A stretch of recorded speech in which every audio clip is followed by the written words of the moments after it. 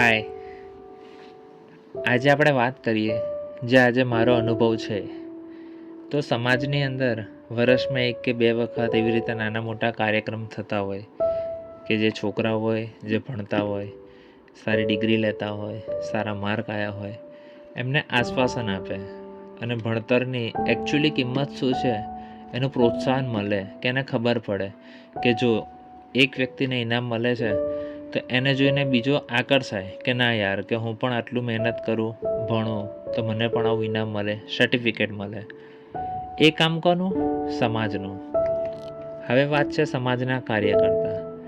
બહુ ચોકસાઈપૂર્વક કામ કરતા હોય, પણ ક્યાંક નાની મોટી ભૂલ હોય કે ભૂલ થઈ જાય, પણ અમુક વખત એવું થાય કે હા, ભૂલ છે તો સ્વીકારી લો, અને કાં તો ક્યાંક નામ લખવાનું રહી ગયું છે તેની શાંતિથી વાત થાય.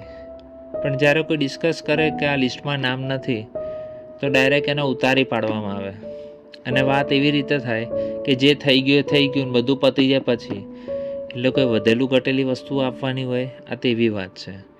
તે એક આ વસ્તુ ના થવી જોઈએ. સમાજની અંદર કોઈ પણ માણસો નાનો હોય કે મોટો હોય, બધા એક સમાન છે. બધાનું સન્માન જળવાઈ રહે એ રીતનો એક કાર્યક્રમ હોય. બસ આમાં ખાલી એક અફસોસ થાય કે યાર આટલું ભણ્યા પછી પણ આપણું નામ નહીં. 100, 200, 500 રૂપિયાની ઇનામની કોઈને પડી નથી, પણ બધા વચ્ચે એનું નામ બોલાવીને એને સ્ટેજ ઉપર બોલાવવામાં આવે. હવે એ જે કોઈ વ્યક્તિ હોય, ચાહે હું હોઉં કે કોઈ નાનો છોકરો હોય કે કોઈ બીજો હોય, પણ એને એક આનંદ થાય કે આટલી બધી પબ્લિક વચ્ચે આવે, જેથી એનો સ્ટેજ ફેવર હોય દૂર થઈ જાય કે કોઈને એવું લાગતું હોય. પણ એ આ વાતને અહીંયા આગળ કોઈ લેવા દેવા જ નથી. હવે અહીંયા માસ્ટર ઓફ આર્ટ્સ 2022 થી 24 એનો કોર્સનું જે ડ્યુરેશન હોય એ હવે નીચે અહીંયા આગળ છે છેલ્લી માર્કશીટ આવી એની તારીખ, પણ નામ ના આવ્યું. પણ અહીંયા જે વાત કરવામાં આવે છે એ કોઈ માટે ઓબ્જેક્શન નથી, પણ હા, એક અફસોસની વાત છે કે આજે એકવાર થયું એ ભૂલ હોય કે જે હોય, બીજી વાર ના થવું જોઈએ. હું સમજું છું, વાંધો નહીં.